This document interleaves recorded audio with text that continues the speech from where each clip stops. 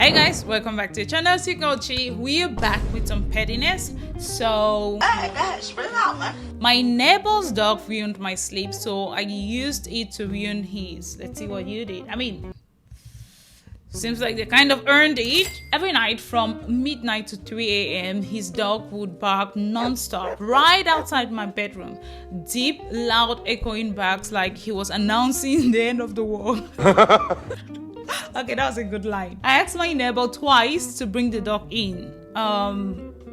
Yeah. Okay. Both times he brushed it off with a smirk and said he's just doing his job. Oh really? I'm not sure, but like my petty mind is already saying I'm going to buy a dog. Cool, then I'll do mine. I started recording the barking on my phone the next morning at 6 a.m. right after my neighbor got home. Right after my neighbor got home from his night shift. Makes sense. I was going to say, how does the dog's barking not disturb him? Apparently he works nights. That's really mean. So the next morning at 6 a.m. right after the dog did I just say the dog? Right after my neighbor got back home from his night shift, I played it back full volume through a speaker pointed at his wall. This is well planned, thought out and cooked pettiness, and I am loving every minute of it. Absolutely. I repeated that for 2 mornings. No yelling, no threats, just his own dog giving him a taste of what I've been dealing with. On day 3, the dog was inside before 10 p.m. Hasn't barked at night since. Sometimes the best revenge is pressing play, and why am I so excited about it? You have to come to Reddit, more like you have to come to my channel to see the best ways to get back at people. This was too good. Alright, there's a top comment that probably has their own story. It says, reminds me of my dad. Before digital cameras, he had lost his SLRs from being a wedding photographer. He got fed up with the people who were walking their dogs and letting them shit on our lawn without cleaning it up. It's just like, that's really horrible dog owner manners. Come on, man. The house was a corner lot, so lots of foot traffic. Anytime he would see it start to happen, he would grab one of his cameras with no film and stand on the porch snapping pretend photos of the activity, not saying a word. The problem stopped almost immediately. Absolutely, like let them know that you have it on camera. That's so good. That's a gold, especially given the fact that he actually had zero evidence and it was just his pure petty brain. Screw me over, I'll get back at you even 20 years later. Okay, I know I love revenge, but I don't think I have the brain space to keep someone in my mind for 20 years just with a plan to get back. Like, come on. When I was around 20, I had a coworker move into my spare room after he got a DUI and needed to be closer to the city. Well, he probably shouldn't have gotten one. He probably shouldn't have been driving, intoxicated. Yes, exactly. What I didn't realize was he was an openly racist, misogynistic contrarian who argued with everything just to be difficult. I hope you wear the same so he meets his match. He blew out my knee and was barely making rent. Oh, are you kidding me? Well, you let him move in, but low-key he was paying rent. I thought it was for free. I was about to say, just kick him out, problem solved. Wow. But I managed. He broke his hand and decided to just stop paying altogether. Okay. Moved out mid-month without notice. I couldn't make rent on my own, got evicted and had to move back in with my parents. Okay, that was a horrible roommate story. When I brought it up later, he just laughed and said, not my problem. I wasn't on the lease. Fast forward nearly 2 decades, he ends up working at my new company. Oh, this is too good. And it's like, oh, the tides have changed. Where I'm now foreman. He never moved up in his career. Come on now, dog. I remembered everything. I started making casual, obviously progressive remarks near him, like liberals are all right, or immigration strengthens our country. Just to trigger him and get him pissed off. Each time he took the bait, erupted in inappropriate rants and got written up. Ooh. He already knew his trigger points and he used it against him and it played out so well. He fell into it like fish on a hook. Finally, after one too many outbursts, I fired him on the spot. HR upheld it. Okay, this is like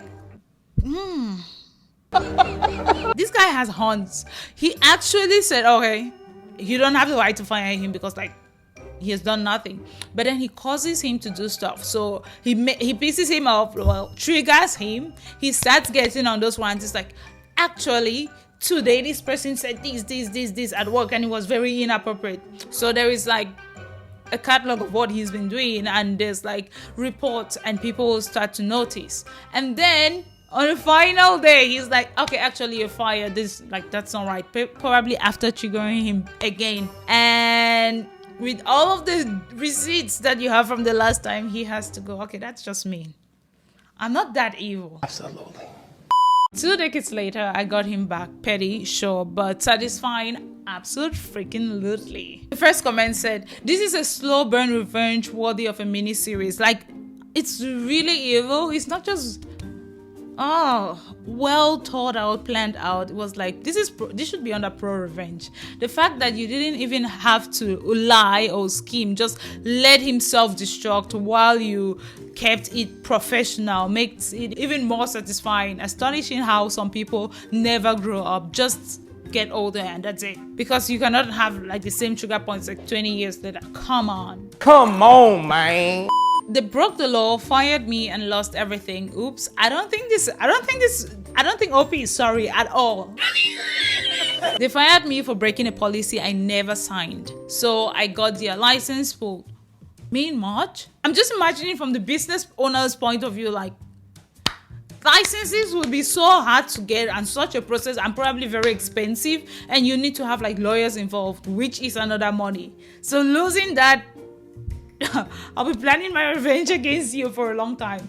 Now, I used to work at a shop that sold alcohol, among other things. It wasn't the worst job, but management was sloppy, no proper training, barely any overnights, and definitely no paperwork confirming we'd been taught the legal stuff like checking ID properly. That is like the bare minimum for an alcohol shop. It's like, they shouldn't even have the license. Anyone selling alcohol should know how to check license properly and document that in case, well, someone, drives under the influence and they need everything. Like, there's too many things. That is the bare minimums that everyone should have been trained on. Absolutely. Now, one day I was suddenly called in and sacked for a breach of company policies that we didn't read, we didn't talk about, wasn't in my contract, because I supposedly didn't follow the ID check process correctly. That you didn't teach me. I mean, the ID check process you didn't teach me, right? Exactly. The twist, I've never been trained. Not once, not on paper, not in person. Brother, Oh, God. If it's that bad, they can watch a YouTube video about like, there's YouTube videos about everything. Send them and then document that, oh, before starting work, you should have completed this number of videos. Come on. They had nothing to show. I never even saw the policy. Exactly. I asked for proof and they couldn't provide it because, well, it did not exist.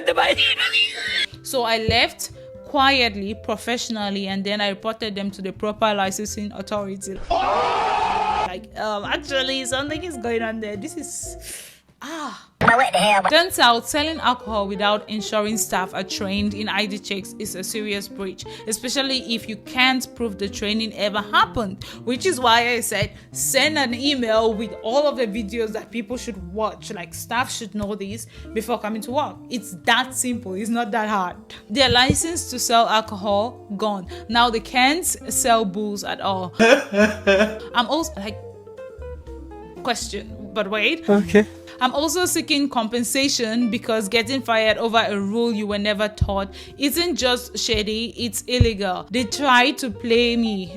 I think they got played in this case. My question is, what was I going to say? I forgot my question. That's why I always talk when I'm still reading. Oh, good question. My question was, stop, leave me alone.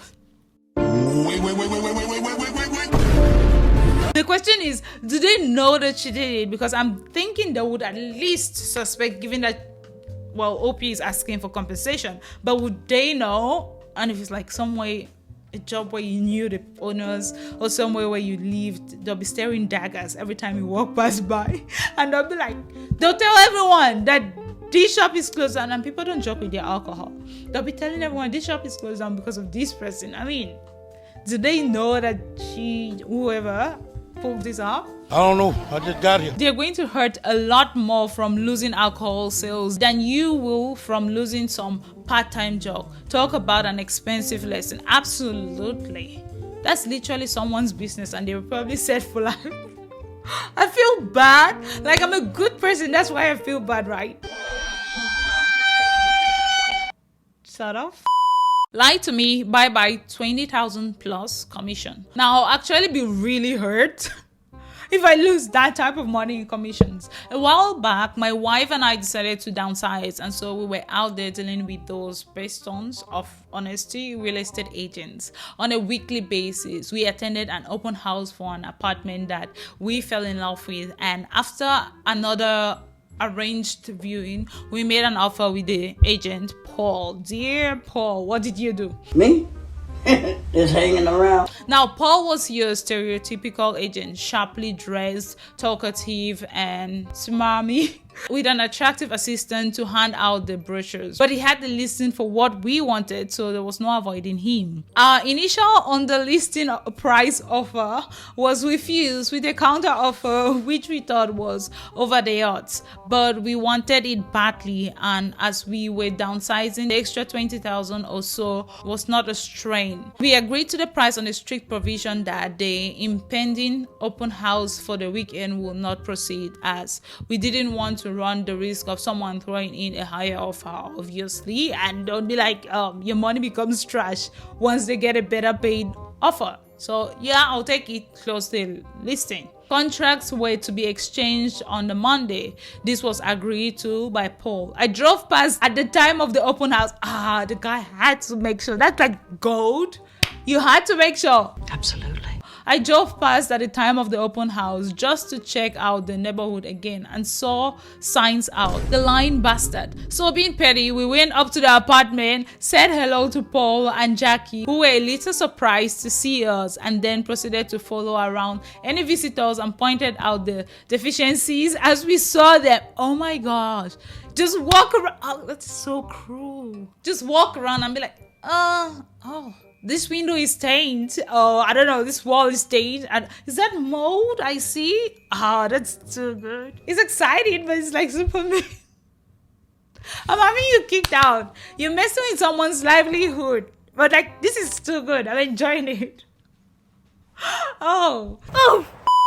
We also monopolized Paul and Jackie anytime people were aligning to chat to them. They couldn't fob us off. We were buyers. We were the first in and the last out. 10 groups left knowing every fault in the apartment, the area, and with the complex. I was pissed but kept it amicable because this was exactly what we wanted and I didn't want to jeopardize the purchase. Through gritted teeth, we liaised with Paul and exchanged contracts on the Monday as planned. But the best part was to come. As downsizers, we had a house to sell, almost double in price to the unit we purchased. The property we bought was tenanted, so we had 6 months until we could get vacant possession, which suited us as we could get our old house ready for sale. Of course, Paul was keen to get our listing and was on it. Oh, that's true, because he's a real estate agent. It would be smart for him to, sell these other people's property. I didn't discourage him and actually got him around to look at our old home to recommend improvements we should do before listing the property for sale. He was only too happy and came up with a detailed plan for us and came and presented to us in a professionally done package.